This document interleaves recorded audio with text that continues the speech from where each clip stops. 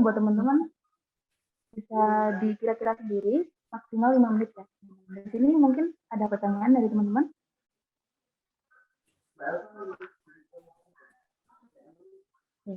Saya kira sudah paham semua ya. Baik, setelah ini akan saya serahkan kepada MC. Untuk Kak Nadia, Kak sudah siap? Sudah, Kak, siap. Oke, mungkin bisa langsung dilanjutkan oleh Kak Nadia. Oke. Assalamualaikum warahmatullahi wabarakatuh. Selamat siang. Salam sejahtera untuk kita semua. Om Swastiastu, Namo Buddhaya, salam kebajikan. Pertama-tama, marilah kita panjatkan puji syukur kehadirat Tuhan Yang Maha Kuasa atas berkat limpahan nikmat dan karunia-Nya kita dapat mengikuti kegiatan refleksi modul Nusantara Pertukaran Mahasiswa Merdeka tahun 2021. Saya ucapkan selamat datang kepada Ibu Dr. Anna Mariani SOS MSI dan Kak Echa sebagai mentor, serta teman-teman Pertukaran Mahasiswa Merdeka tahun 2021. Hadirin sekalian, sebelum memasuki rangkaian acara, izinkan saya membuka dengan doa pembuka. Doa mulai. Bismillahirrahmanirrahim.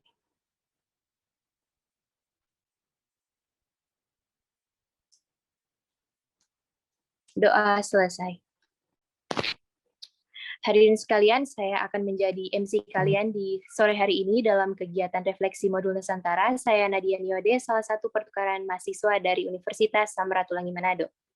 Sebelum itu, izinkan saya untuk membacakan rundown acara. Yang pertama, persiapan. Yang kedua, pembukaan oleh MC. Yang ketiga, penyerahan acara kepada moderator. Yang keempat, deskripsi tentang penulis. Yang kelima, pencerita. Keenam, deskripsi tokoh. Ketujuh, pembahas. Dan kedelapan, kesimpulan oleh notulen.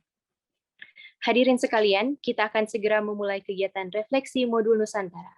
Untuk itu, saya serahkan kepada moderator Saudari Sharon. Waktu dan layar dipersilakan. Diucapkan terima kasih kepada MC, Kak Nadia Niode.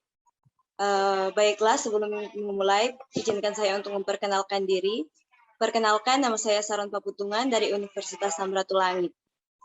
Baiklah teman-teman, tanpa berlama-lama, setelah ini kita akan memasuki sesi pembahasan tentang deskripsi penulis yang akan disampaikan oleh Saudara Andra Ramadan Pratama dan Abdul Aziz Hidayatullah. Apakah Saudara Ramdan dan Saudara Abdul sudah siap? Siap. Oke, baik. Untuk waktu dan tempat, silakan. Baik, terima kasih dari Kak Sharon. Sebelumnya, Assalamualaikum warahmatullahi wabarakatuh. Perkenalkan, saya Andra Ramadan Pratama. Di sini saya akan memaparkan tentang deskripsi penulis atau biografi penulis dari novel Arok Dedes. Pramoedya Nantatur, atau yang lebih akrab disapa Pak Pram, adalah salah satu sastrawan besar yang pernah dimiliki oleh Indonesia. Beliau lahir di Blora, Jawa Barat pada Jumat 6 Februari 1925. Beliau telah menghasilkan lebih dari 30 karya dan diterjemahkan dalam 41 bahasa asing.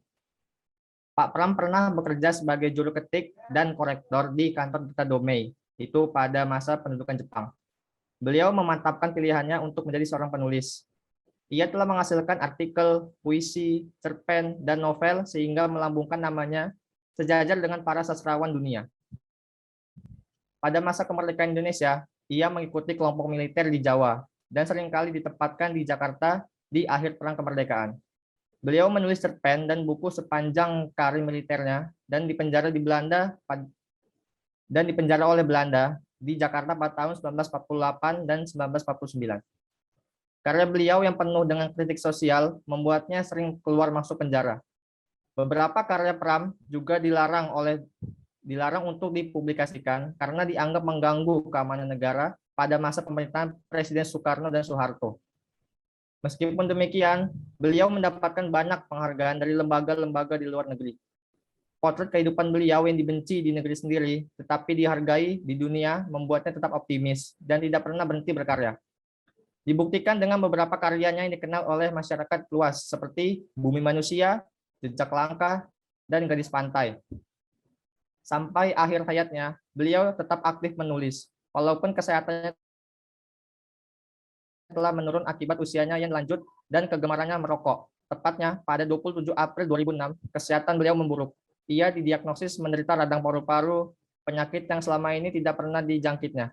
Ditambah komplikasi ginjal, jantung, dan diabetes. Upaya keluarga beliau untuk merujuknya ke rumah sakit pun tidak membuahkan hasil. Kondisi beliau semakin memburuk dan pada akhirnya meninggal pada 30 April 2006 di Jakarta. Mungkin itu saja yang dapat saya sampaikan mengenai beliau. Sekiranya apabila ada kesalahan, saya minta maaf. Wassalamualaikum warahmatullahi wabarakatuh. Terima kasih. Selanjutnya akan dilanjutkan oleh Saudara Abdul Aziz Hidayatullah. Dipersilakan. Baik, terima kasih. Sebelumnya perkenalkan, nama saya Abdul Aziz Hidayatullah. Kali ini saya akan mendeskripsikan biografi singkat tentang Pramudia Anantatur selaku penulis novel Harap Dedes. Pramudia Anantatur secara luas dianggap sebagai salah satu pengarang yang produktif dalam sejarah sastra Indonesia. Pramudia lahir di Blora pada tanggal 6 Februari 1925 di jantung Pulau Jawa sebagai anak sulung dalam keluarganya. Ayahnya adalah seorang guru, sedangkan ibunya seorang penjual nasi. Nama asli Pramudia adalah Pramudia Anantamastur, sebagaimana yang tertulis dalam koleksi cerita pendek semi-autobiografinya yang berjudul Cerita dari Blora. Karena nama keluarga Mastur atau nama ayahnya dirasakan terlalu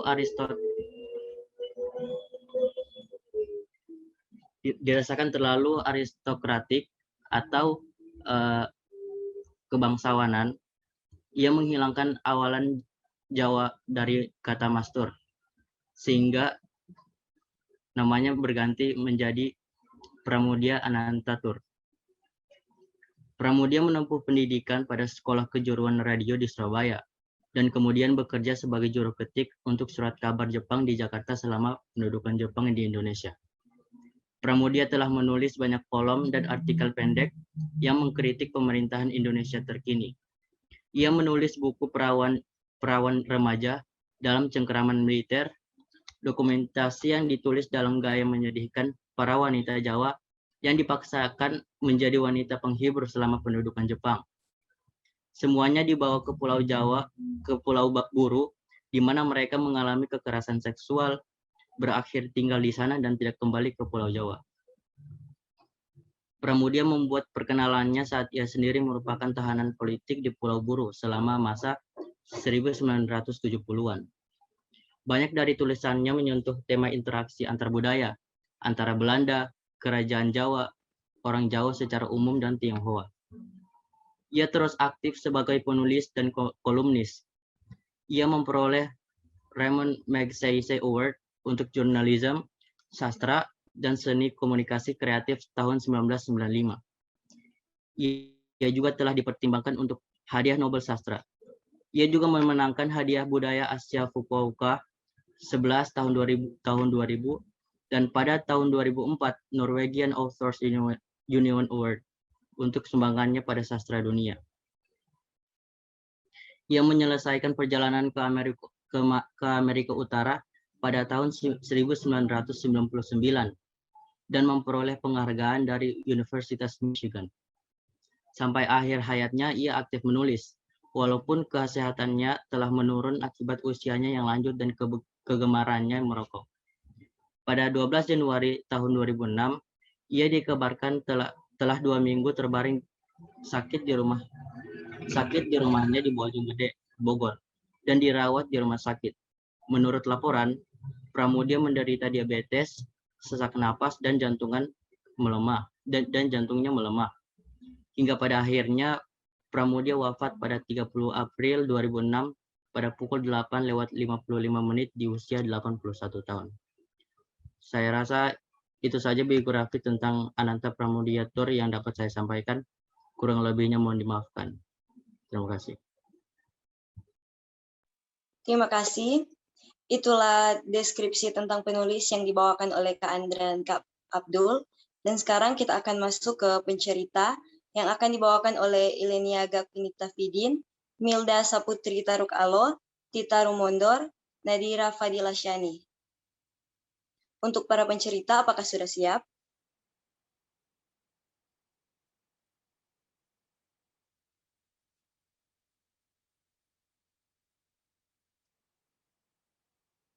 Siap, Kak. Terima kasih. Dan tanpa berlama-lama lagi, langsung saja kita masuk ke pencerita, dan kepada pencerita dipersilakan. Dimulai dari Kak Ileniaga Kwinita Fidi.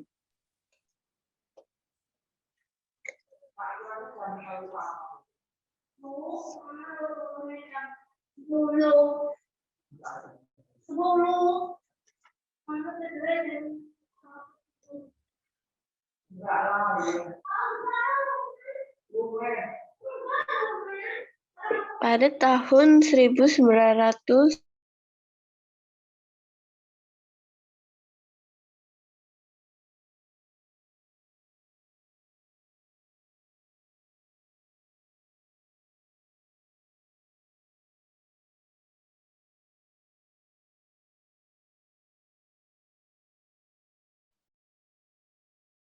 Kak Ileniga nanti diawali dengan menyampaikan judul novel, terus karya novel ini ditulis tahun berapa, kayak gitu ya. Terus kemudian baru bercerita secara singkat dan bergantian dengan teman-teman ya. Silakan Kak Ileniga, saya kembalikan ke moderator. Mohon maaf tadi menginterupsi ya.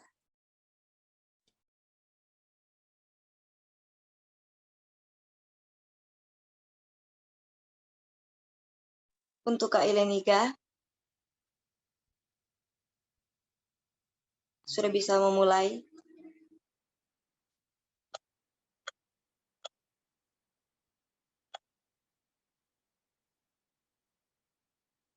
Kak Ileniga kayaknya nggak bersama kita, Kak.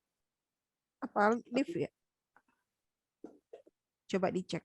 Kak Eca minta tolong secara aktif mengecek peserta. Karena Kak Ileniga sudah tidak berada di room Zoom meeting, kita next ke pencerita berikut, Kak Milda Saputri Taruk Alo. Kak Milda, apakah sudah siap? Siap. Terima kasih, dipersilakan. Baik, terima kasih. Saat ini saya akan menceritakan novel dengan judul Arok Dedes dengan pengarang yaitu Pramoedya Anantatur. Jadi saya akan mulai bercerita. Pada tahun 1215 itu di Inggris, dunia peradaban digemparkan dengan diumumkannya maklumat bersejarah yaitu Magna Carta oleh Raja John. Nah, Magna Carta ini itu memberikan kebebasan pribadi dan kebebasan politik pada kaula Inggris, yaitu atau pada umat manusia. Nah, selama berabad-abad itu, maklumat ini hanya sebagai dongeng. Namun di sisi lain, manusia yang tercekik karena kekuasaan para raja dengan maklumat tadi, itu menaruh harapan dan kepercayaan mereka bahwa setiap orang itu sama di mata Tuhan dan sesamanya. Tidak benar apabila orang menjadi berbeda-beda dan bertingkat-tingkat hanya karena kekuasaan duniawi dan rohani. Pada tahun 1215 Masehi atau 1137 Saka, bukan Magna Carta yang menerangi bumi Jawa. Inggris tidak mengenal Jawa, begitupun sebaliknya Jawa tidak mengenal Inggris. Namun, Magna Carta telah berlaku sejak Sri Erlangga naik tahta, yaitu pada tahun 1020 sampai 1042 Masehi di Kahuripan. Pada tahun di mana Raja John mengumumkan maklumat itu, juga telah ditindas oleh keturunannya sendiri, yaitu keturunan kelima, yakni Sri Kertajaya, Raja Kediri. Negeri Tumapel di bawah perlindungan Kediri dan diperintahkan oleh Aku Tungkul Amatung yang sepenuhnya mengikuti jejak Kertajaya yang juga turut mengimprovisasi perbudakan sudah dihapuskan sejak Erlangga. Pada tahun ini ada seorang bocah dikenal dengan nama Arok. Ia telah mengorganisasikan terhadap Tunggul Ametung. Nah, 5 tahun kemudian, pada saat Arok berumur 20 tahun, ia telah menjadi taktikus perang yang mengubah cara berperang gaya Hindu di Jawa. Ia juga seorang politikus dan negarawan dengan gayanya sendiri. Kemudian pada tahun 1220 Masehi atau 1142 Saka, Arok ini memasuki Pekuan Tumapel sebagai prajurit. Hanya 2 bulan ia menggulingkan Tunggul Ametung dan menjadi Akuwu. kemudian langsung mengembalikan makna Carta Erlangga pada kedudukannya semula. Kemudian pada tahun 1222 Masehi atau 1144 Saka, Arok juga menggulingkan raja terkuat di Jawa, yakni Sri Kertajaya, hanya dalam 2 tahun, dan mengembalikan makna Carta Erlangga untuk seluruh Jawa. Terima kasih. Seputar Tumapel mungkin bisa bicarakan kepada teman yang lain. Sekian. Terima kasih. Dan berikutnya diberikan kesempatan kepada Kak Tita Rumondor untuk melanjutkan cerita. Apakah Kak Tita sudah siap?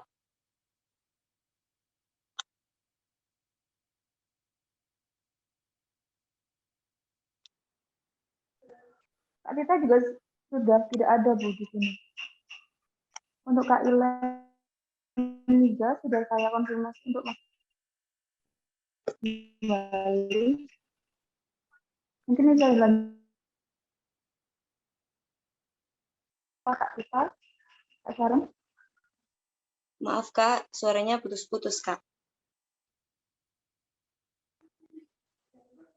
Halo, apa sudah jelas?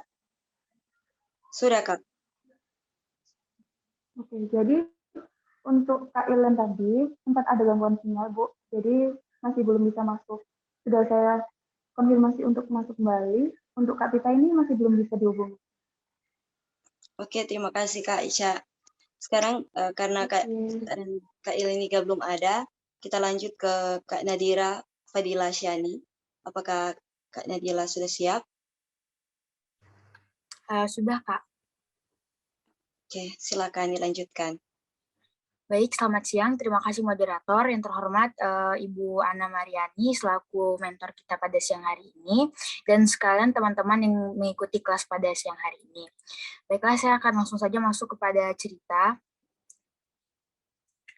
Jadi buku Arok Dedes ini seperti yang telah dibacakan oleh teman-teman yang mendeskripsikan tokoh tadi, dibuat atau diceritakan oleh Pramodia Anantatur, yang mana penulis pada saat menulis buku ini menggunakan sejarah Indonesia sebagai panggung buat cerita di dalam Arok Dedes ini. Kisah ini berlatar masa kekuasaan Raja Kertajaya di wilayah Kediri.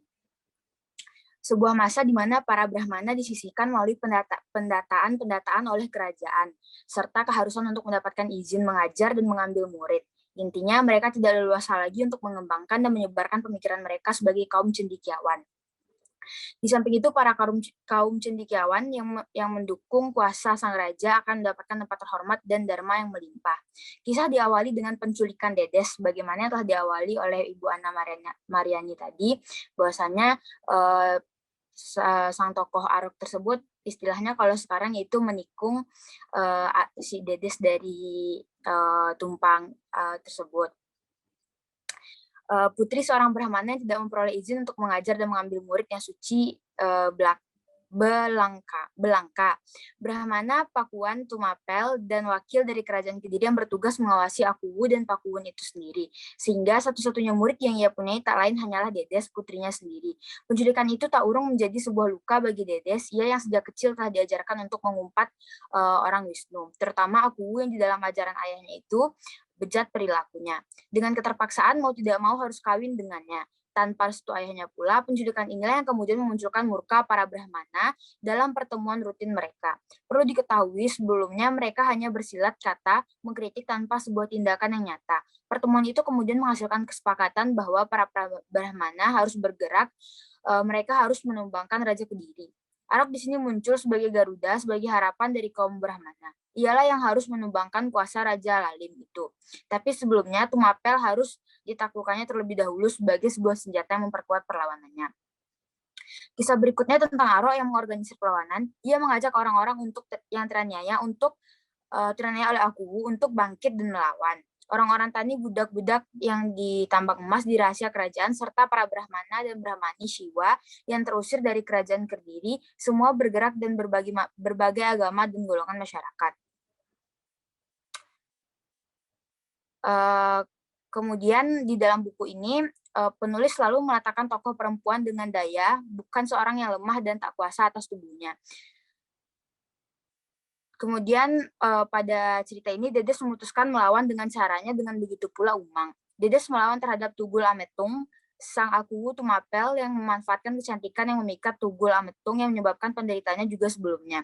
Tugul Ametung memang takluk kepada Dedes, Dedes yang termasyhur cantik, Dedes yang diramalkan akan membawa kejayaan buatnya, dan Dedes yang sulit ditaklukannya. Ketaklukan itu menjadi kelemahan dan menjadi sebuah kekuatan bagi Dedes untuk menghancurkannya. Sementara itu, Umang yang menolak takluk, ia menolak memasrahkan nasibnya terhadap memilih lari saat dijadikan budak. Sesaat ia ingin ikut Arok terusir dari saudara-saudara tirinya, ia membentuk menjadi pemimpin pasukan panah yang membebaskan ayahnya dari perbudakan. Cerita ini sebuah karya yang menarik, tapi meski begitu meninggalkan banyak kebingungan juga di dalamnya. Selanjutnya akan dilanjutkan oleh rekan saya yang lain. Terima kasih Kak Nadira. Kak Ileniga, apakah sudah berada di room Zoom meeting?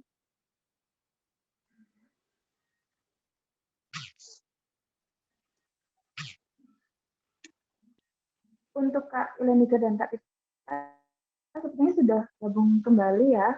Ini nanti langsung dilanjutkan oleh Kak Ileniga dan Kak Tita dulu, baru lanjut ke pembahasan yang lainnya. Itu ya Kak Sharon ya. Oke, baik Kak. Kak Ileniga, apakah sudah siap? Gimana Kak, suaranya nggak jelas? Kak Ileniga, apakah sudah siap?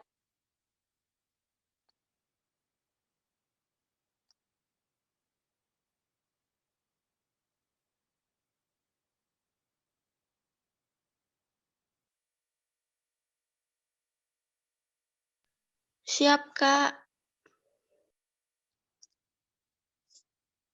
Oke, silakan dilanjutkan Kak.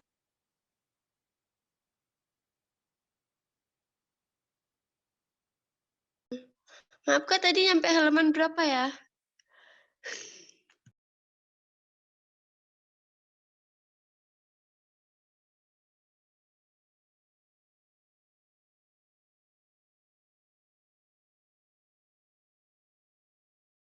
Mungkin dari Kak Nadira bisa membantu menjawab. Maaf Kak, tadi itu nggak pakai halaman, tapi secara keseluruhan aja Kak. Oke, baik.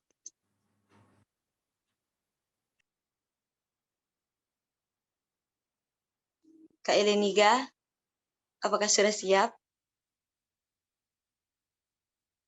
Iya siap. Bisa dimulai Kak. Gedung Pakuan itu dalam segala hal meniru. Kak Ileniga boleh on cam Kak? Boleh Kak. Ini kamera di laptopnya ini Kak, susah Kak. Seperti yang kemarin aku bilang. Kendala Kamera apa? di laptopnya nggak terang. Oh, nggak bisa. Nggak terang, nggak apa-apa nggak terang. Pengen lihat, Bu Ana belum Kan pernah lihat kemarin, bagian Kak Ileniga. iya ini zoom-nya pakai itu laptop. Kemarin juga zoom-nya pakai laptop, udah di on kamera nggak kelihatan mukanya. Oke. Ya deh, silakan dilanjutkan.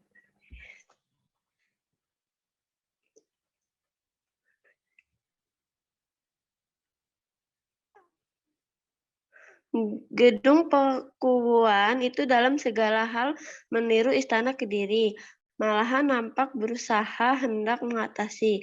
Juga tata cara yang berlaku. 10 tahun yang lalu, Tumapel masih berupa desa sama dengan desa-desa lain. Kini gedung-gedung bermunculan seperti dari perut bumi. Tumapel berubah menjadi kota dan beratus desa bawahannya berubah jadi kumpulan gubuk dan pondok bobrok. 2 orang pengawal mendengar gerincing ngiring-ngiring membuka tabir berat dari potongan ranting bambu petung. Rombongan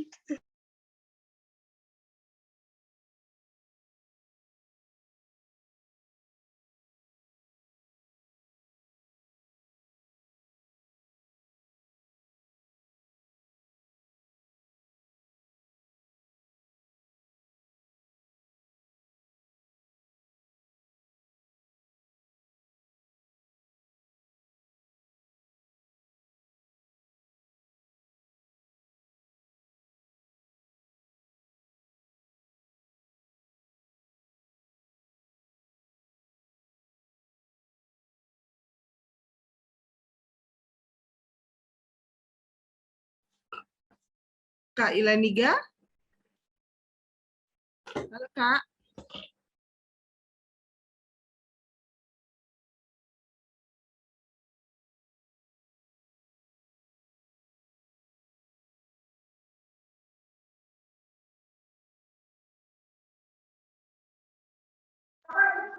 Kak Ilen sudah keluar lagi, Bu. Sepertinya adalah dicarinya juga.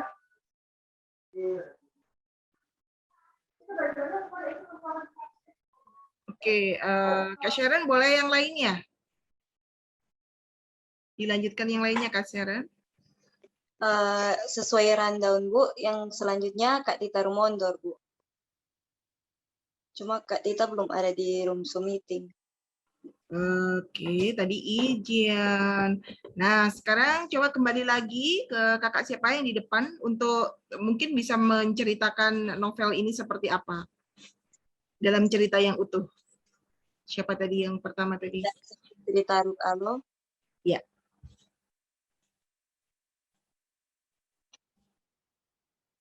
Kak Milda, apakah boleh melanjutkan cerita?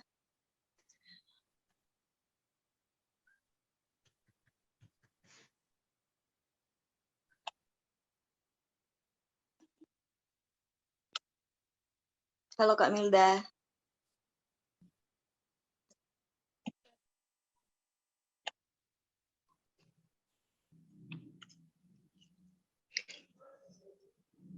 Kak, ini masih bisa dilanjut nggak? Maaf, Kak, tadi keluar sinyalnya jelek.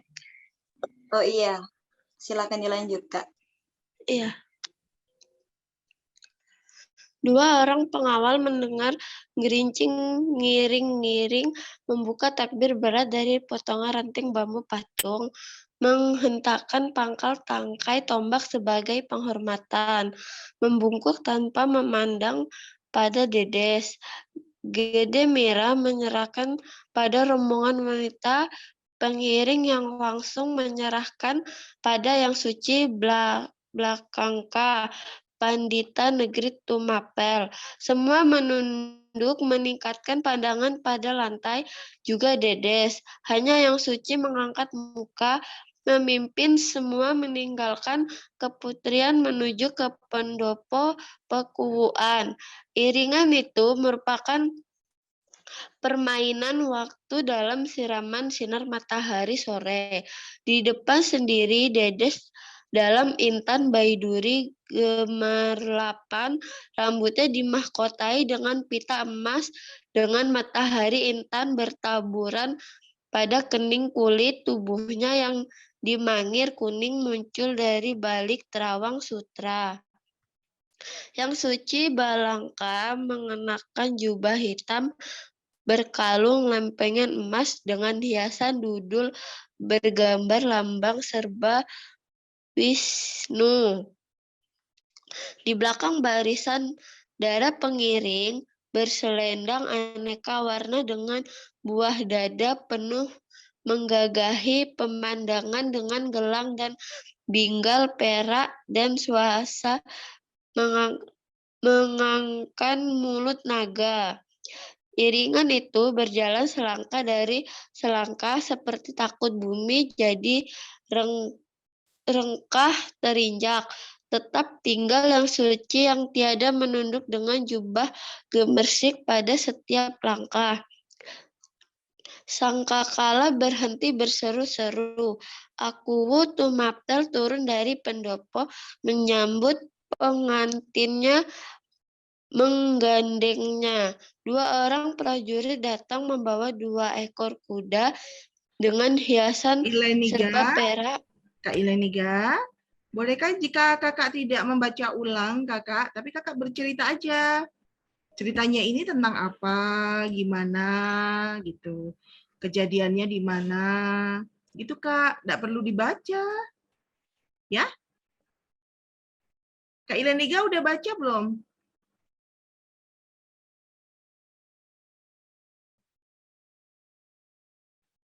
Kak Ileniga, sebelum hari ini apakah novelnya sudah dibaca?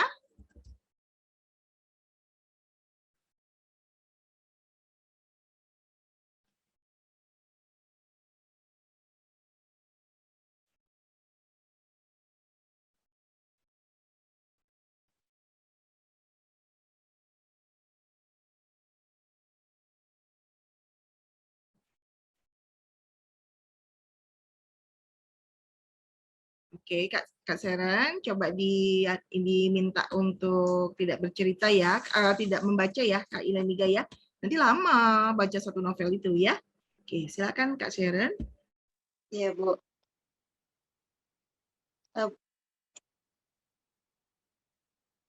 Ini Bu, terakhir sebenarnya Kak Tita mundur. Cuma Kak Tita belum masuk di room Zoom, Ibu. Apakah mau dilanjutkan ke deskripsi toko atau bagaimana, Bu? Sambil menunggu Kak Tita, mungkin dilanjutkan ke pembahasan yang selanjutnya. Kak Tita tadi kayaknya masuk deh, Kak Tita tadi. Iya, mungkin jaringannya Ibu, jadi keluar masuk terus. Oh. Iya, Okay. Jaringannya Kak itu barusan Kak Tita WA. Oh Oke, iya, Kak. Baik, boleh deh, boleh langsung dilanjutkan ke tokoh ya. Silakan Kak. Terima kasih, Bu. Sekarang kita akan masuk ke deskripsi toko yang akan dibawakan oleh Kak Dwi Lestari, Kak Husnul Raja, Kak Nur Syairani, dan Kak Trivena Kewas. Apakah sudah siap? Siap, Kak. Baik, untuk deskripsi toko akan dimulai oleh Kak Dwi Lestari, dan kepada Kak Dwi Lestari dipersilakan. Baik, terima kasih saya ucapkan kepada moderator yang telah mengizinkan saya untuk menjelaskan sedikit deskripsi dari tokoh dari novel Arok Dedes. Di sini ada beberapa banyak tokoh, namun mungkin yang bisa saya sampaikan di deskripsi tokoh ini beberapa tokoh yang lebih sering berperan di dalam novel ini. Yang pertama yang akan saya jelaskan yaitu dari tokoh Tunggul Ametung, di mana Tunggul Ametung ini merupakan raja dari kerajaan Tumapel. Menurut saya dia itu orang yang sangat kejam, karena mengapa? Dia itu tega saja membunuh orang-orang yang akan mengambil kekuasaan di kerajaannya. Dan bahkan dia itu orang yang apa yang dia inginkan, dia harus memilikinya. Maka dari itu, saat dia melihat si Dedes, dia itu ingin menculik si Dedes ini. Si Dedes ini merupakan anak dari Empu Parwa. Saat dia menculik si saat dia menculik si Dedes, dia ingin si Dedes ini menjadi istrinya, karena dia ingin menjadikan Dedes ini untuk menjadi seorang istri dari kerajaan Tumapel yang akan anak-anaknya itu nanti menjadi penerus sebuah kerajaan di Tumapel. Dan bahkan menurut saya dia itu hanya memikirkan harta dan tahta di sebuah kerajaan Tumapel ini. Bahkan dari sifatnya itu dia mempunyai akibat sendiri. Akibat apa yang dia dapatkan, akibatnya banyak dari prajuritnya itu mempunyai kudeta. Kudetanya ingin membunuh seorang tokoh dari kerajaan Tumapel ini. Maka dari prajuritnya itu membunuh dari Tunggul Ametung. Kemudian tokoh kedua yang saya jelaskan yaitu si Dedes. Si Dedes ini merupakan anak dari Empu Parwa yang diculik oleh Tunggul Ametung itu tadi. Dia itu seorang gadis yang diculik, bahkan dia itu tidak tahu ingin melakukan apa. Dia hanya terdiam saja karena dia teringat seorang ayahnya. Jadi dia itu berserah diri setelah diculik. Setelah dia diculik, dia itu dinikahi oleh rajanya itu tadi. Setelah dia nikahi, dia awalnya emang sedih sih awalnya, tapi setelah lama-kelamaan dia itu menjadi lebih gini ya jadi istri dari kerajaan Tumapel ini, karena apa yang ia inginkan itu tercapai semua. Jadi dia itu emang awalnya sedih sih, tapi dia tuh merasa lebih oke, karena udah jadi istri, apa yang dia inginkan semuanya bisa tercapai segitunya gitu. Terus si Dedes ini setelah di sebuah kerajaan itu adalah datang siapa namanya Arok dan beberapa pengikutnya. Pada awalnya dia itu hanya ingin mengabdi kepada kerajaan Tumapel, tapi ada misi lain. Si Arok ini datang, dan awalnya si Dedes ini melihat si Arok ini sangat lebih pintar dari dia. Jadi di awal mula itulah dia jatuh cinta kepada si Arok. setelah dia jatuh cinta, dia itu awalnya dia tidak tahu kalau si Arok ini udah mempunyai anak dan mengandung istrinya, istrinya itu mengandung anak. Jadi dia tidak tahu sih sebenarnya. Cuman lama-kelamaan karena dia sudah lama-kelamaan si raja dari Tunggu Ametung itu dibunuh, dia merasa Arok ini cocok untuk menjadi pasangan dia. Tapi karena dia tidak tahu si Arok ini udah punya istri, dia menjadi sedih lagi. Setelah dia sedih suaminya dibunuh, dia sedih karena si Arok udah punya istri. Tapi dia sedih juga karena dia harus berbagi suami dengan istri pertama si Arok. Kemudian tokoh yang ketiga yang akan saya jelaskan yaitu Arok. Di mana Arok ini merupakan pemeran utama dari si novel Arok Dedes ini. Karena dia itu awalnya tidak jelas sih dia itu asalnya dari mana. Karena dia diasuh oleh beberapa pengasuh. Kemudian dia diasuh oleh guru yang bernama Dang Hyang Logawe. Di mana guru Dang Hyang Logawe itu merupakan orang yang sakti yang bahkan bisa mengajari si Arok ini berbagai macam. Karena Arok ini orangnya sangat pintar. Sehingga apa yang diajari baru-baru dia langsung mengerti. Dan bahkan setelah Arok menjadi seorang raja, dia itu lebih bijaksana lagi dan dia mempunyai karisma yang besar sehingga apabila dia bertemu beberapa orang, orang tersebut bahkan lebih percaya kepadanya. Kemudian yang akan saya jelaskan tokoh terakhir yaitu Dang Hyang Logawe. Dang Hyang Logawe itu sudah saya katakan tadi bahwa dia itu merupakan guru dari Arok. Dia di sini mengetahui bahwa si Dedes dari anak Empu Parwa ini akan diculik oleh Tunggu Ametung. Maka dari itu dia memerintahkan Arok untuk menyelesaikan permasalahan yang ada di kerajaan Tumapel ini. Maka dari itu setelah dia ceritakan kepada Arok, maka Arok telah datang ke kerajaan Tumapel dan menyelesaikan permasalahan yang ada di sebuah kerajaan itu. Karena yang saya lihat dari Dang Hyang Logawe ini merupakan guru yang sedikit licik tapi dia lumayan cerdik. Baiklah, itulah tadi penyampaian dari deskripsi tokoh. Saya kembalikan ke moderator. Terima kasih. Terima kasih kepada Kak Dwi Lestari. Berikutnya kepada Kak Husnul Raja, apakah sudah siap? Ya, Kak. Silakan dilanjutkan. Terima kasih. Baiklah, saya akan menjelaskan pertama dari Ken Arok. Ken Arok bukan merupakan nama aslinya, tapi julukan yang diberikan dari gurunya, yaitu Arok yang artinya pembangun, karena gurunya ini melihat dia memiliki mental seorang pembangun negeri. Dia adalah orang yang cerdas, fasih dalam berbicara, dan berani, sehingga gurunya menyebut bahwa dia ini pantas untuk menjadi seorang raja. Suatu ketika terjadi kerusuhan di Tumapel, dan Raja Tumapel yaitu Tunggul Ametung datang untuk meminta solusi. Dan guru Ken Arok ini mengatakan bahwa ada orang yang bisa diandalkan yaitu Ken Arok. Jadilah Ken Arok pengawal Tunggul Ametung dan Ken Dedes di kerajaan. Kendati menjadi pengawal, sebenarnya Ken Arok memiliki tujuan lain yaitu akan menghancurkan Tunggul Ametung itu sendiri.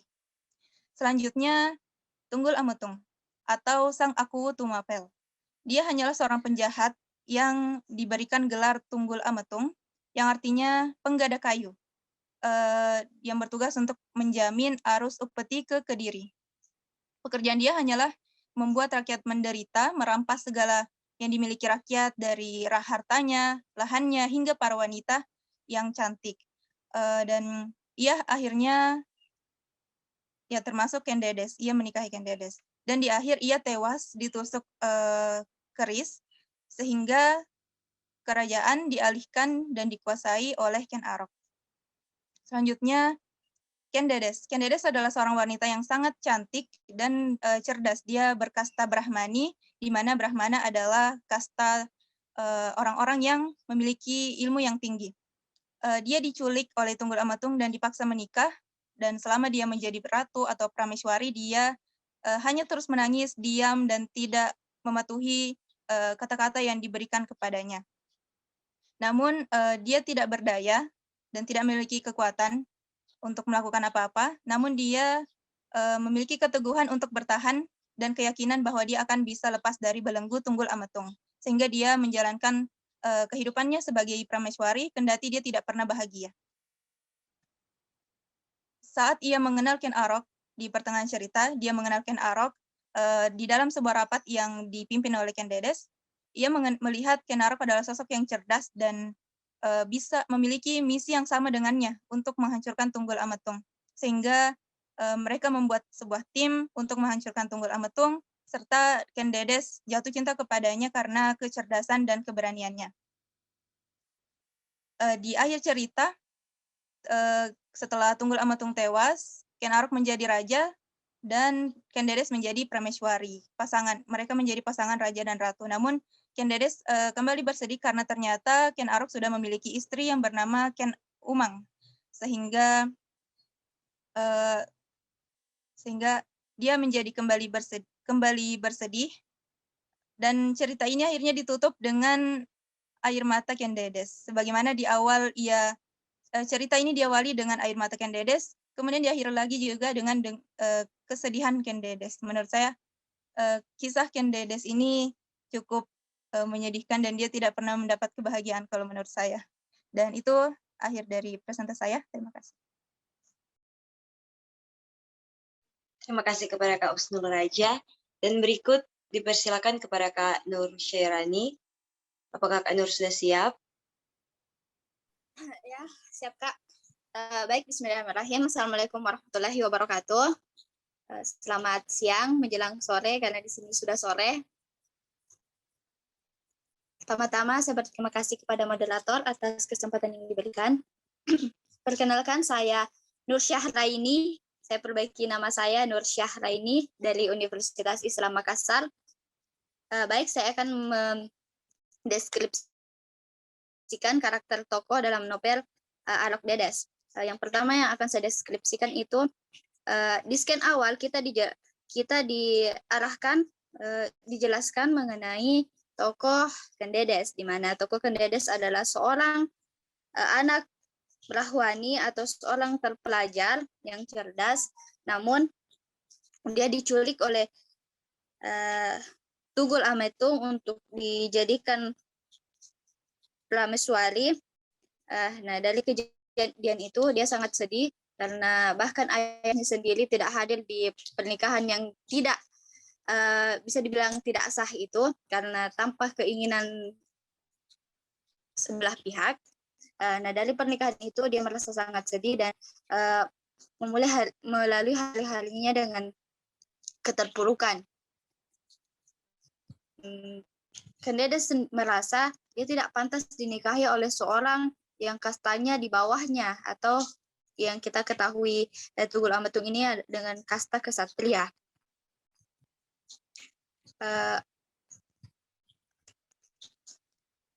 Ya, seperti yang dikatakan tadi, meski awalnya Ken Dedes ini sedih dinikahi oleh Tunggul Ametung, namun lambat laun ia menikmati posisinya sebagai seorang prameswari. Dia mulai merasa memiliki kekuasaan sehingga dia juga bersikap semena-mena di kerajaannya. Dalam seiring berjalannya waktu di kerajaan ini, datanglah pasukan yang dibawa oleh pasukan yang datang kepada Tunggul Ametung untuk menemaninya menjalankan kerajaan.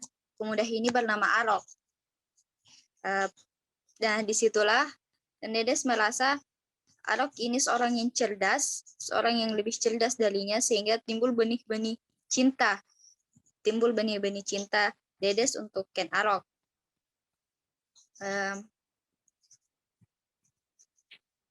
Mungkin deskripsi untuk Ken Dedes sampai di situ. Saya lanjut ke Tunggul Ametung. Tunggul Ametung yang merupakan raja pada saat itu yang memperistri Ken Dedes dengan cara menculiknya. Menurut saya karakter Tunggul Ametung ini sangat semenah-menah, kejam, dibuktikan dengan dia menculik paksa Ken Dedes untuk dinikahi. Selain itu, dia juga tidak segan-segan membunuh semua yang dapat menghalangi keinginannya.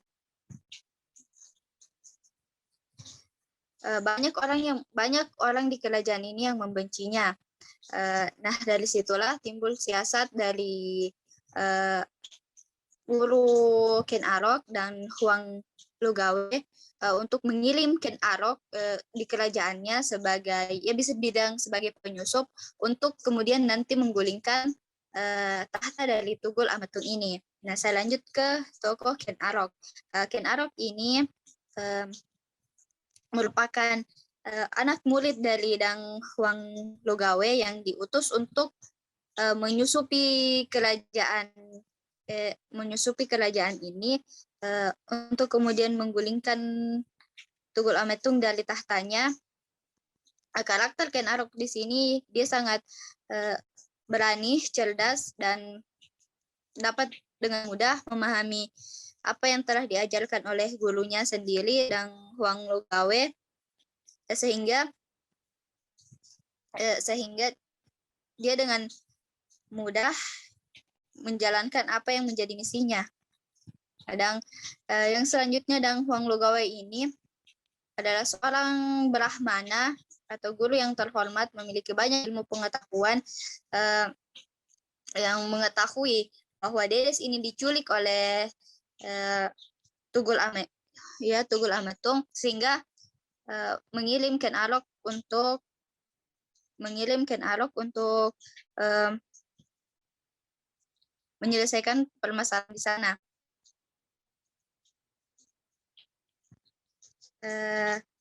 Saya tambahkan sedikit, Dedes di sini adalah anak dari Empu Perwa yang seorang Brahmani juga. Dalam menjalani masa-masa sedihnya itu, Dedes ditemani oleh Gede Mira. Dalam masa sedihnya itu, dia merasa mengulang kembali kisah antara Dewi Emisani yang juga dinikahi oleh seorang kesatria.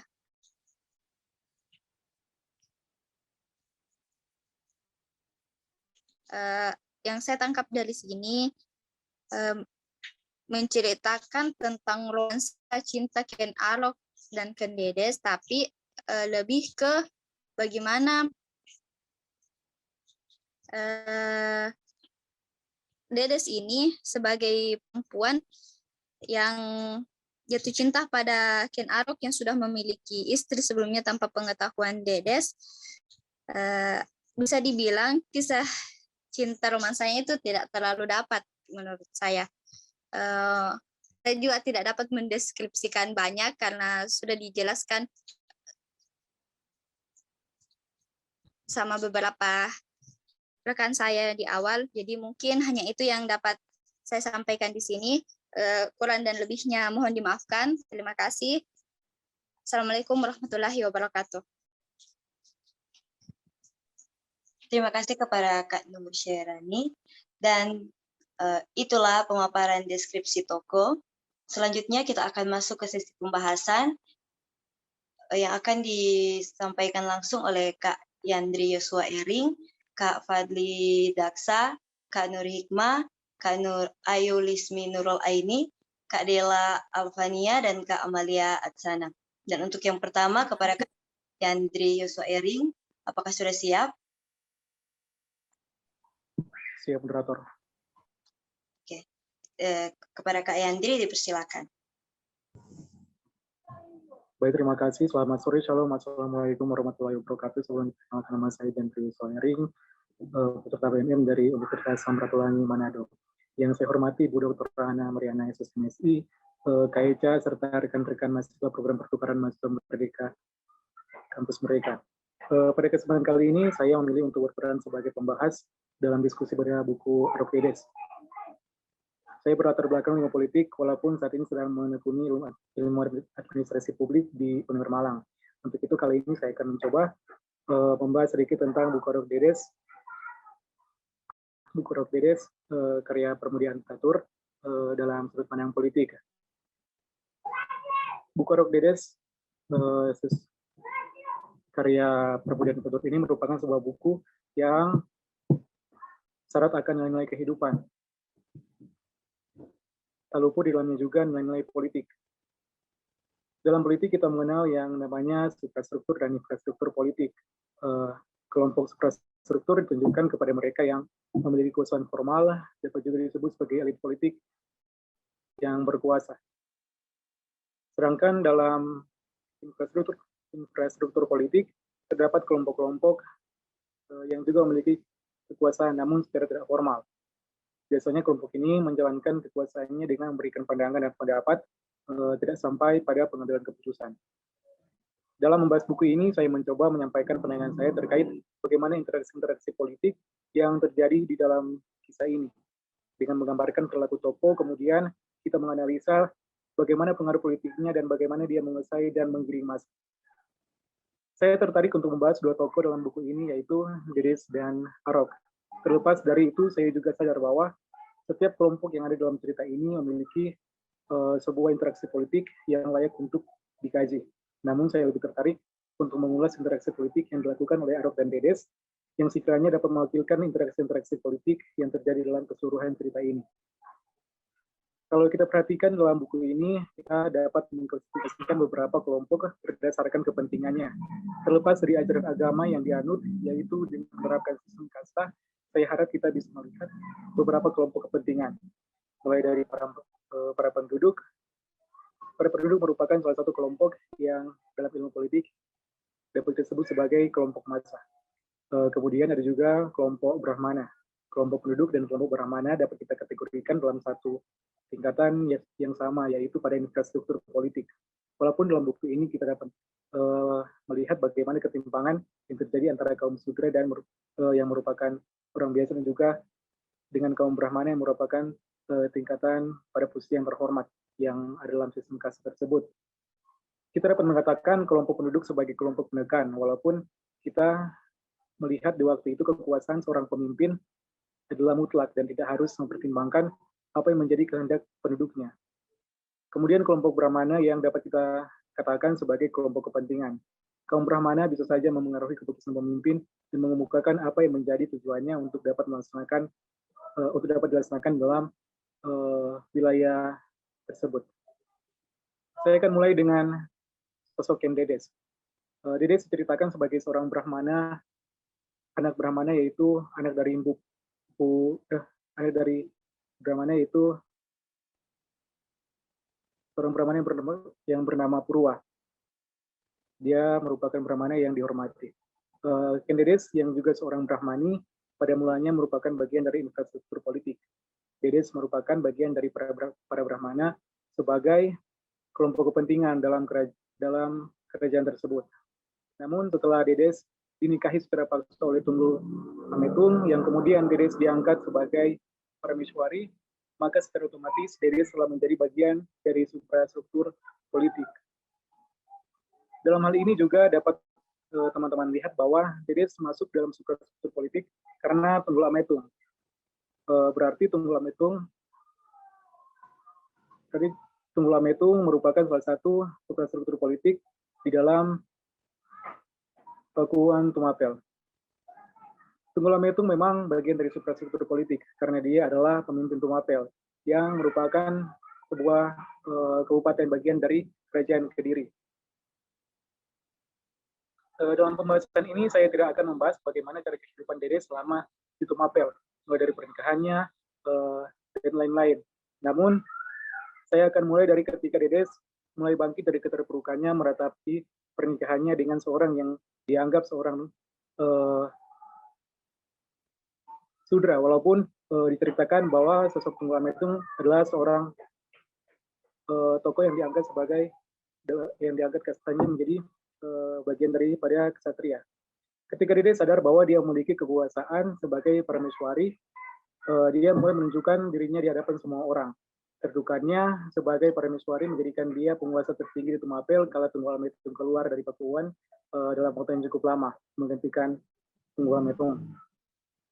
Dedes yang sebelumnya meratapi pernikahan yang tidak diinginkan tiba-tiba menjadi sosok yang berani di muka umum menyatakan kuasanya. Ini merupakan suatu hal yang menarik kalau dikaji dalam suasana politik Indonesia di saat ini.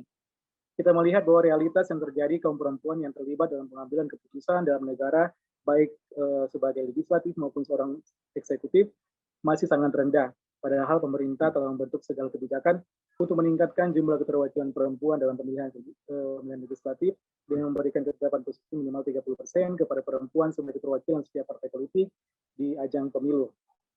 Di balik problem ini, kita dapat melihat bahwa di zaman Kerajaan Kediri pun sosok perempuan seperti Ken Dedes mampu menyatakan kuasanya di Tumapel. Terus apa yang sebenarnya terjadi di Indonesia? Banyak paradigma yang masih berkembang di kelompok-kelompok masyarakat, bahwa urusan politik biar saja diurus oleh kaum pria. Bahkan di beberapa daerah masih terlihat dengan tradisi di mana tugas perempuan sejatinya adalah melaksanakan pekerjaan sekedar pekerjaan rumah. Kita melihat latar belakang Dedes memutuskan untuk turun langsung ikut campur dalam politik kerajaan, karena ada keresahan yang dia rasakan terjadi terhadap Rakyat Tumapel.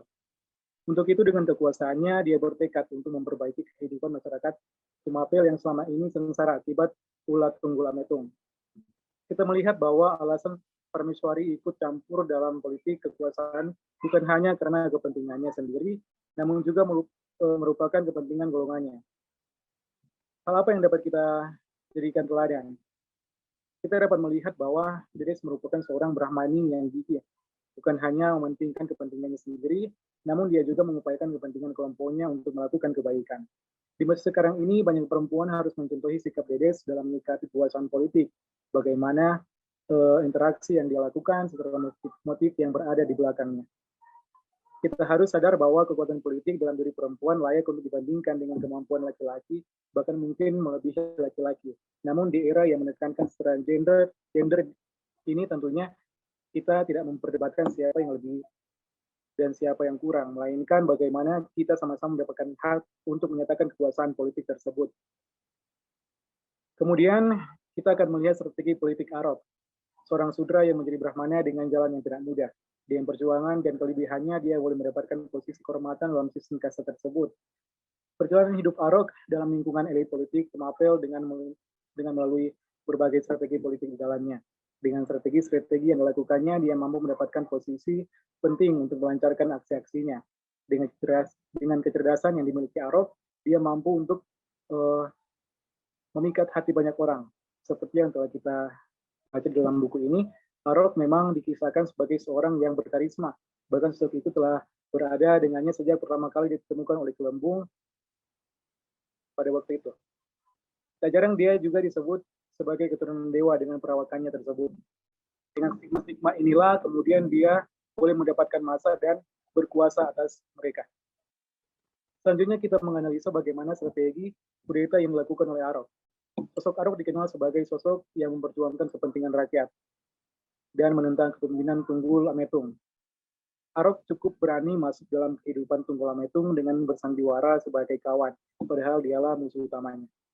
Arok yang kemudian bersekutu dengan Dedes untuk melakukan kudeta tersebut semakin mudah jalannya untuk melancarkan apa yang dia inginkan. Kudeta ini bukan hanya semata-mata keinginan Arok, namun juga kelompok infrastruktur politik lainnya.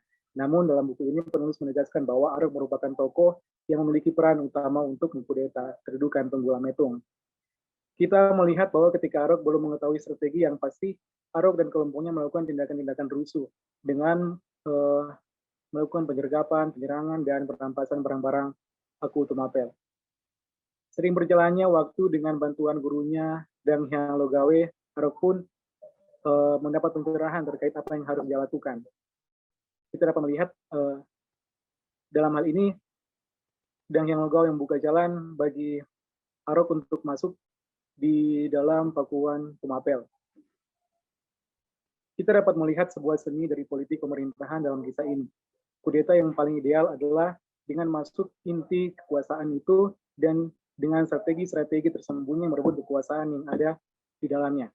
Arok melakukan hal tersebut. Dia tidak membawa banyak tentara masuk ke dalam Pakuan. Prajurit yang dibawa oleh Arok jumlahnya tidak sebanding dengan prajurit Tumapel. Walaupun kita tidak mengetahui seberapa kuat orang-orang yang dibawa oleh Arok.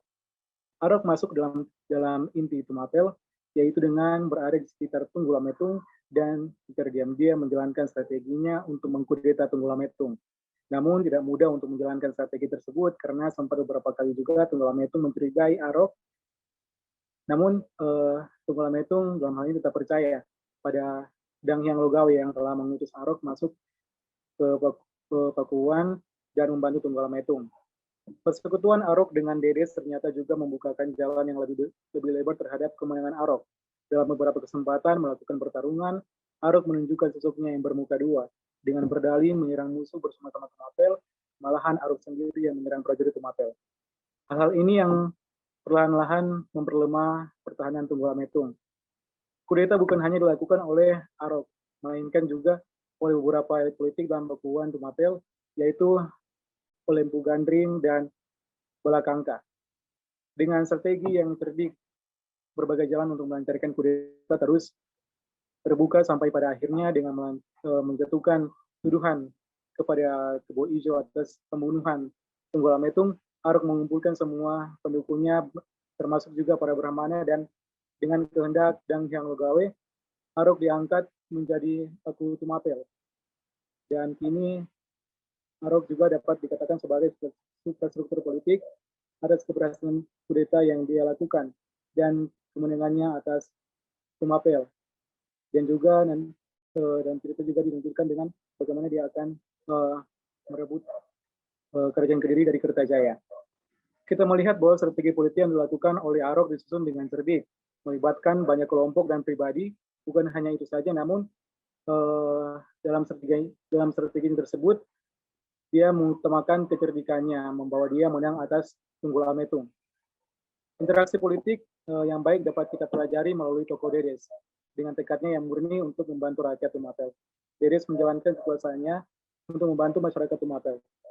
Dari Arok kita dapat melihat beberapa hal yang tak sepantasnya untuk dilakukan pada zaman sekarang ini.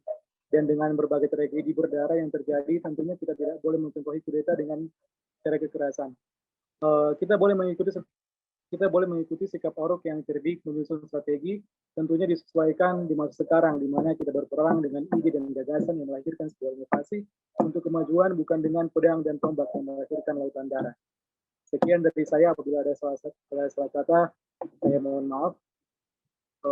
Wassalamualaikum warahmatullahi wabarakatuh. Salam sejahtera bagi kita semua. Shalom. Dikembalikan ke moderator.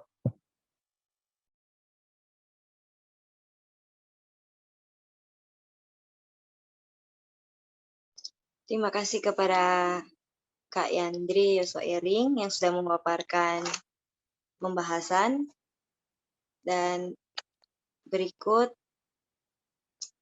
Kak Eca, bagaimana yang teman-teman yang lain, Kak? Oh iya, Bu Ana, untuk Kakak Fadli, terus dulu ada itu tidak ada yang masuk. Jadi apa mau langsung dilanjutkan ke pembahasan yang selanjutnya atau bagaimana ya Bu Ana? Untuk Kak Fadli, lalu ada siapa lagi itu tadi? Oke, boleh langsung ke kesimpulan, Kak?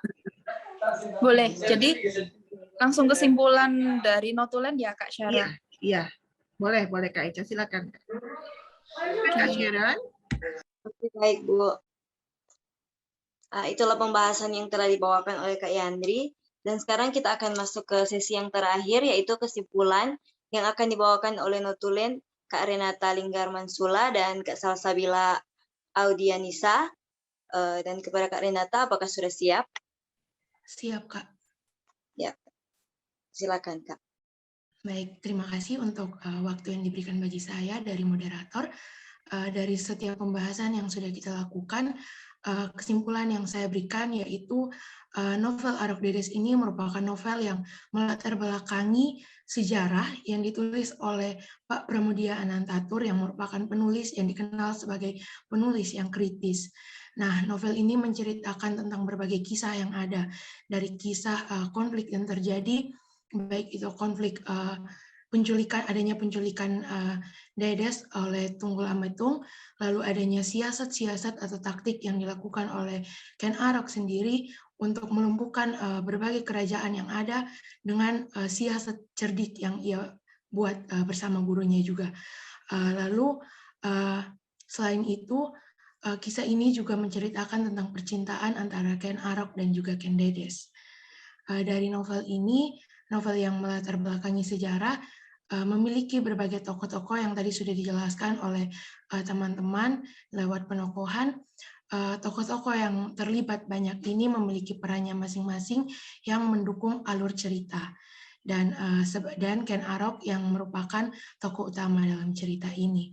Dalam novel Arok Dedes ini yang melatar belakangi masa lalu, kita dapat mengenal sejarah bagaimana adanya kerajaan-kerajaan di Indonesia. Terima kasih, sekian dari saya kembalikan kepada moderator.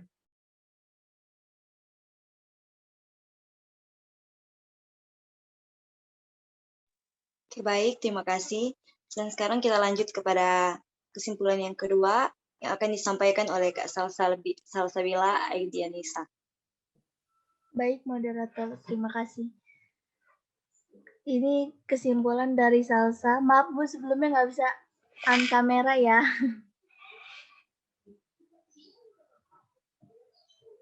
Kedengeran? Oke, kedengeran Kak. Oke Kak. Oh iya. Saja. Jadi di sini novel Arok Dedes merupakan novel yang berisi dan melatar belakangi tentang sejarahnya di masa lalu.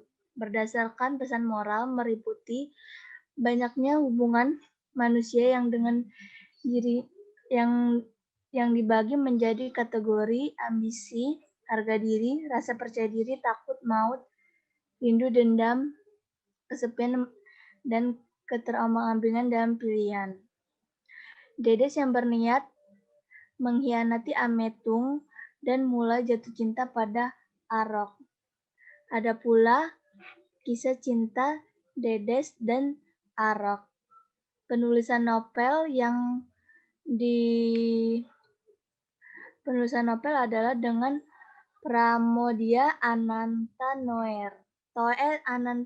Toer, maaf Bu. Dan selain itu, novel ini banyak tokoh-tokoh yang perannya tentang Arok dan Dedes. Sekian kesimpulan dari Salsa, Bu. Saya kembalikan kepada moderator. Terima kasih.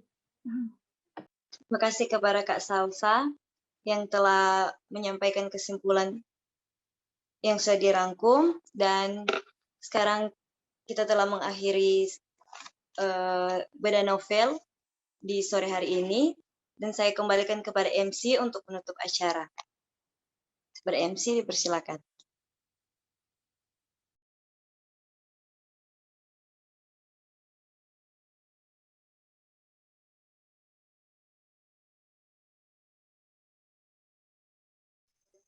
Baiklah, terima kasih kepada Saudari Sharon yang sudah menjadi moderator. Terima kasih kepada teman-teman yang sudah membawakan bagiannya dengan baik untuk setiap perannya. Dan saya kembalikan kepada Ibu Ana untuk segera menutup kegiatan refleksi kita di sore hari ini.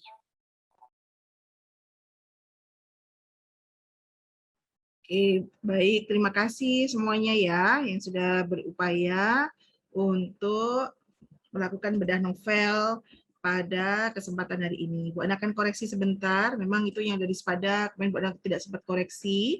Jadi kegiatan kita di siang hari ini itu tidak masuk di refleksi, tapi adalah kebinekaan ya. Jadi nanti Bu Ana perbaiki lagi di Spadanya. Nah, terkait dengan kebinekaan memang ada banyak hal yang bisa kita ambil dari novel ini. Harapannya kalian juga bisa mengambil semacam inspirasi ya. Nah, tugas kalian nanti itu adalah, nanti akan Bu Ana tuliskan di Spada, sekarang masih belum, Bu Ana sampaikan aja secara lisan dulu, supaya kalian bisa mengangen-angen gitu ya, kira-kira nanti jawabannya seperti apa. Jadi sekali lagi bahwa novel ini dipilih bukannya tanpa maksud, Pak Pram adalah salah satu tokoh yang banyak sekali menginspirasi tokoh muda, termasuk kalian semua harusnya ya. Jadi yang disampaikan oleh Pak Pram seringkali adalah kritik terhadap kehidupan sosial. Hampir semua novelnya ada tersirat seperti itu. Kalau kalian sempat menonton mungkin Bumi Manusia yang trilogi itu, kalau benar-benar membaca novelnya juga kita lihat banyak sekali kritik sosial dan budaya. Bagaimana misalnya saja kehidupan pribumi yang sangat subordinat dibandingkan dengan kehidupan orang-orang Belanda, orang-orang Ningrat di zaman Belanda. Nah, terus kemudian juga ada novel, karya novelnya yang juga bagus, itu tentang ini, Jalan Dendels. Jadi di Jawa itu terbentang jalan yang menghubungkan antara Jawa paling barat dan Jawa paling timur. Jadi jalur itu kita namakan sebagai jalur Dendels karena dibikin oleh pemerintahan kolonial di bawah Jenderal Dendels. Nah, bagaimana sebenarnya pada saat itu jadi bikin jalan yang kayak gitu tuh bisa maksudnya menghabiskan energi dari leluhur dan nenek moyang kita. Jadi bikin jalan gitu aja dulu itu bisa menghabiskan istilahnya ya, bisa bertaruh nyawa. Seperti kadang kan bikin jalan itu kan nggak gampang ya, kalau tinggal ngaspal gitu udah gampang. Ini kan memang bikin menerobos gunung, jadi gunung itu dibelah, terus kemudian tentu saja hutan-hutan juga dibelah, dan itu bukan sesuatu yang mudah. Kemudian Pak Pram juga menuliskan tentang Kartini. Jadi bagaimana sosok Kartini itu di mata Pramudia Anantatur, dan banyak sekali novel-novel yang sangat menginspirasi. Itulah kenapa Bu Ana pilihkan novel ini. Karena Bu Ana ingat dulu ketika seusia kalian, Bu Ana senang banget bacanya.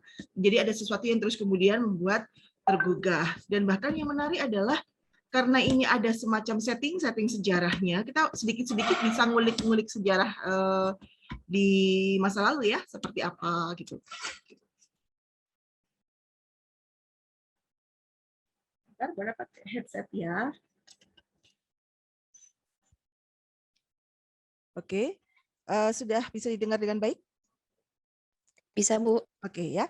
Nah, terkait dengan yang menarik tadi disampaikan oleh pembahas ya, Kak Joshua yang luar biasa, diceritakan juga tadi oleh kakak-kakak semua yang ada di sini, bahwa memang ada hal-hal yang ada nuansa politik lah ya dalam novel ini yang bisa kita pelajari. Kita sekarang kan hidup di era itu. Mungkin kita bukan orang politik, bukan sarjana mahasiswa politik, tapi sebagai mahasiswa harus memahami hal tersebut ya. Karena sebenarnya siapapun yang hidup di Indonesia ini tidak bisa lepas dari politik. Ketika misalnya Anda mengurus KTP, itu adalah kegiatan politik. Ketika Anda memang kita semua sudah memutuskan untuk menjadi penduduk Indonesia, saya kayak gitu. Dengan segala macam terus kemudian aturan-aturan. Jadi kalau sudah punya KTP itu kan aturannya sudah banyak. Ketika kalian misalnya saja kemudian melakukan kegiatan vaksinasi, nah itu juga ada politik. Ketika kita terus kemudian tunduk pada aturan pemerintah supaya pandemi ini segera berlalu. Jadi politik itu tidak melulu yang terkait dengan kekuasaan. Kita sebagai warga negara itu juga melakukan kegiatan-kegiatan politik. Ketika kita datang ke bilik suara, mencoblos, itu juga kegiatan politik. Jadi tidak mungkin kita hidup tanpa aktivitas politik, hanya saja peran kita sebagai apa. Nah, yang menarik adalah mungkin yang bisa kita lihat dari perjalanan perebutan kekuasaan dari Arok ke Tunggul Ametung gitu ya. Kalau dibaca lebih detail, ternyata pada zaman itu mungkin dianggap sebagai kecerdikan atau mungkin dianggap sebagai kelicikan. Ternyata Ken Arok itu menggunakan sentimen agama untuk terus kemudian rakyat itu bisa membenci Tunggul Ametung. Ya, sekalipun kita tidak bilang bahwa Tunggul Ametung baik ya, bukan ya. Saya hanya menyampaikan bahwa ternyata sejak zaman dulu ketika akan ada perebutan kekuasaan politik, itu isu-isu agama itu sudah banyak digunakan. Dan itu terjadi sekarang nggak sih? Mungkin saya perlu kita lebih interaktif. Saat ini sentimen agama itu digunakan nggak untuk atau dalam kegiatan-kegiatan politik praktis? Kalian merasakan nggak? Iya, Bu. Oke, merasakan. Kan? Oke ya. merasakan banget betapa kita menjadi sangat dibeda-bedakan. Tidak usah misalnya saja membedakan antara yang muslim dengan yang non-muslim. Itu pun membedakannya juga kadang-kadang dengan kalimat yang tidak damai. Misalnya yang non-muslim diberi label seperti kafir. Atau bahkan juga antara muslim dengan muslim yang lainnya. Gitu. Itu kita diadu. Dan memang politik adu domba itu sudah mulai sejak zaman kerajaan, yang terus kemudian ternyata itu dibaca mungkin oleh pemerintah kolonial gitu ya, bahwa salah satu kelemahan kita bangsa Indonesia, jadi kita itu adalah bangsa yang sangat hebat, orangnya juga cerdas-cerdas, kita hidup di, kalau misalnya dibilang oleh orang-orang Barat itu serpihan surga gitu ya, karena segala sesuatu ada di sini. Benih saja disebarluaskan, langsung kemudian muncul sayur mayur, pohon-pohon dengan sangat mudah. Sementara di tempat lain mungkin susah, harus menunggu musim semi, hilangnya musim salju misalnya. Tapi di sini kita bisa menanam sepanjang tahun. Jadi ini tempat kita ini adalah tempat yang sangat luar biasa. Kita itu hebat, hidup di tempat yang sangat luar biasa. Nah, terus kemudian kita memiliki kekayaan alam yang sangat berlimpah. Hanya satu kelemahan kita adalah kita sangat rentan terhadap adu domba. Itulah kenapa politik adu domba itu akhirnya digunakan juga oleh Belanda. Karena kalau belajar dari transkrip-transkrip dari zaman Singasari, Ken Arok ketika merebut kekuasaan dari Tunggul Ametung, ya sekalipun juga dengan cara dia mencuri hatinya Ken Dedes, sehingga Ken Dedes mungkin juga memiliki keterlibatan terhadap hal tersebut, terus kemudian juga menggunakan isu-isu yang sifatnya sentimen agama, yang itu akhirnya bisa membuat kita saling terpecah belah. Nah, kalau sudah terpecah belah kayak gitu, maka kita akan menjadi bangsa yang rapuh, yang terus akan dimanfaatkan oleh orang lain. Sebenarnya politik adu domba itu dipraktekkan oleh pemerintah kolonial itu nggak cuma di Indonesia. Kalau kita lihat misalnya saja di Timur Tengah, di Afrika, itu semua rakyatnya itu diadu domba, terus kemudian rakyatnya bertengkar sendiri, dan mereka kemudian tidak sadar ketika buminya itu kemudian dieksploitasi. Jadi minyaknya diambil, terus kemudian emasnya diambil, dan mereka masih bertengkar dengan saudara-saudaranya. Dan itulah yang terjadi. Nah, itu salah satu hal yang bisa kita pelajari, bahwa ternyata kelemahan dari bangsa kita adalah politik adu domba. Sehingga sebagai anak muda, maka kita harus resisten terhadap hal itu. Kita harus ngerti kalau misalnya ada adu domba itu politik. Kalau sudah adu domba, maka itu bukan untuk rakyat, tapi itu demi kekuasaan segelintir orang aja. Jadi memang kalau dari novel itu, kalau Pak Pram itu memang cenderung memang nuansanya dia itu apa ya istilahnya ya, memberikan pendidikan politik itu lebih banyak. Tapi tentu saja dikemas dengan sangat luar biasa dan mencerdaskan. Nah, tentu saja setelah kita melakukan kegiatan bedah buku, setelah kalian semua membaca novelnya Pak Pram, kan pasti punya kesan tersendiri ya terhadap novel ini. Nah, yang nanti akan menjadi tugas kalian tidak susah ya. Nanti akan saya tuliskan dulu tugasnya di Spada, tapi kalian bisa mendengarkannya sedari sekarang. Jadi yang pertama adalah apa kesan kalian terhadap kegiatan bedah buku ini. Ya memang sangat terbatas ya, karena memang waktunya juga tidak panjang. Termasuk juga pembagian peran-peran gitu. Terus kemudian yang kedua nanti yang akan Bu Ana tanyakan adalah setidaknya 5 hal yang menginspirasi kalian dari novel ini. Saya yakin semuanya pasti mempunyai inspirasi yang berbeda yang bisa diambil. Jadi misalnya aku terinspirasi pada apa, aku pada apa. Nah pasti berbeda. 5 hal saja dan enggak usah panjang-panjang. Singkat-singkat saja kalimatnya. Kalau misalnya itu nanti ketik dan upload, nggak sampai 1 halaman. Kalau misalnya mau diisi langsung juga nggak sampai banyak ya. Jadi 5 hal yang sifatnya inspiratif dari novel ini. Nah terutama misalnya yang menyangkut dengan masalah kebangsaan boleh, terkait dengan masalah relasi, hubungan antar manusia boleh, terkait dengan hal politik boleh, terkait dengan tadi yang disampaikan oleh misalnya Kak Joshua misalnya saja kesetaraan gender dalam pemerintahan misalnya kayak gitu boleh, apa saja. Nah 5 hal ya. Nah itu nanti akan menjadi tugas kita untuk sesi kebinekaan ini. Nah, sampai di sini terkait dengan bedah buku kita yang sudah kita baca kemarin dan juga tugas yang nanti akan Bu Ana ketikkan di Sepada. Apakah ada pertanyaan? Jelas ya? Oke, nah Bu Ana akan men-share kembali. Nah, Kak Nadira, ada yang mau disampaikan? Tidak, Bu. Tadi pengen jawab jelas, Bu. Oke, baik. Sudah jelas ya. Oke, ini Bu Ana akan share screen untuk kegiatan kita berikutnya ya. Jadi memang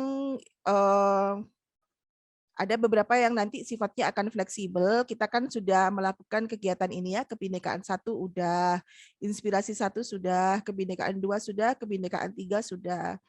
Nah, terus kemudian berikutnya minggu depan itu akan ada refleksi. Nah, ini kemungkinan ya sifatnya seperti ini. Nah, kami berharap, Bu Ana berharap dan juga para pimpinan di sini di bulan Oktober itu kalian bisa datang ke Malang. Kami sedang mempersiapkan ya. Jadi mempersiapkan untuk kalian tinggal nanti bagaimana lagi Bu Ana cari nih tempat kos yang paling dekat sama kampus yang kalian tidak perlu harus naik motor. Jadi cukup misalnya dengan jalan kaki, terus kemudian tempatnya juga satu sama lain saling berdekatan gitu. Tetangganya Kak Eca, nanti Kak Eca bantuin cari tempat kos ya Kak, Bu Ana ya. Karena Iya, Bu Ana. Kebetulan di rumah saya juga ada 3 kosong. Oh, ada kamarnya. Oh, bisa tinggal bareng Kak Eca kalau gitu. Ada deketnya Kak Eca katanya deket Balai Merdeka, ada Kak katanya. Iya, di belakang. Oke ya. Minggu depan kita cari ya, Kak. Baik, Oke. Bu. Nah, terus kemudian ketika nanti Bu Ana sudah mendapatkan tempat untuk kalian semua, maka Bu Ana langsung akan menyampaikan ke Pak WR1 karena kemarin menyampaikan cari tempat dulu Bu, begitu ada nanti kita diskusikan bagaimana untuk menjemput anak-anak gitu katanya. Nah, maka Bu Ana ingin sekali misalnya ketika kunjungan ke gunung-gunung ini ya, bukan gunung ya. Ketika ke Gunung Bromo itu kan udah di sini gitu. Jadi udah enggak kunjungan virtual. Kalau ini kan Bu Ana tulis virtual nih, tapi kayaknya enggak deh kan sayang gitu kalian.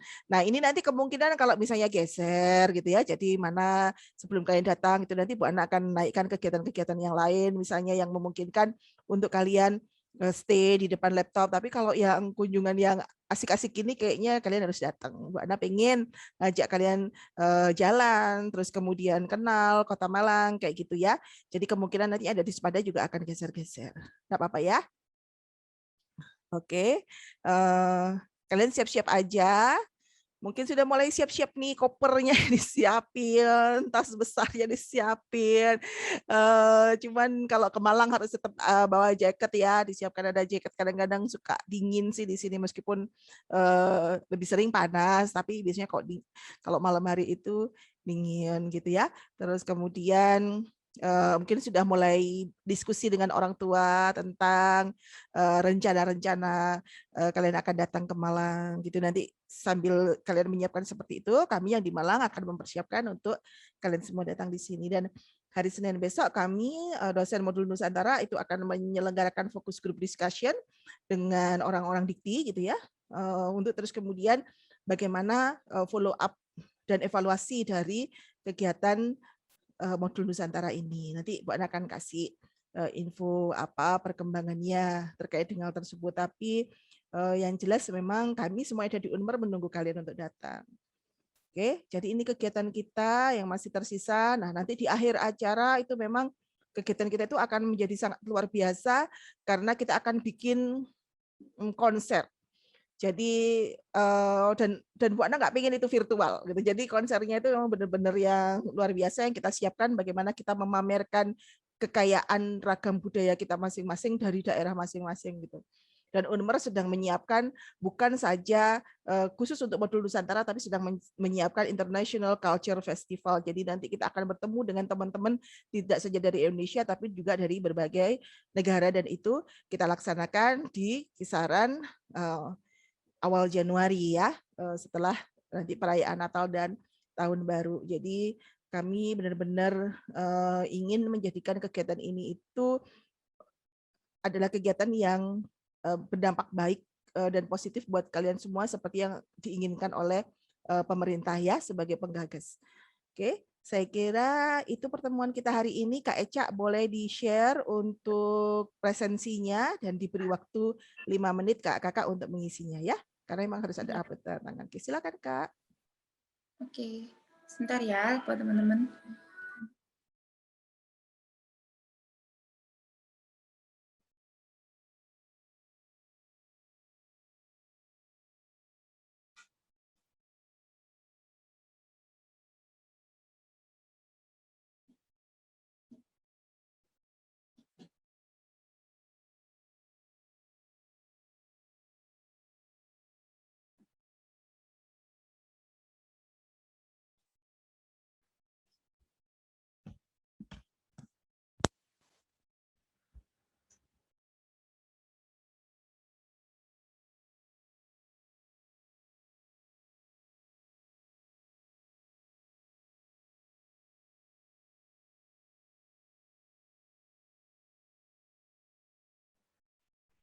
Kak Eca sudah presensinya sudah ditemukan?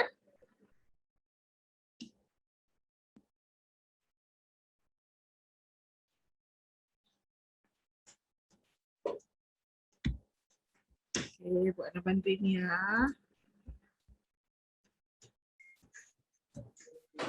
Bu Ana? Ya, Kak. Halo. Sudah. Halo, Bu Ana, mohon maaf untuk linknya ternyata sudah saya clear chat. Saya ketinggalan, Bu. Bentar Mohon ya. maaf, Bu. Oke, baik. Iya.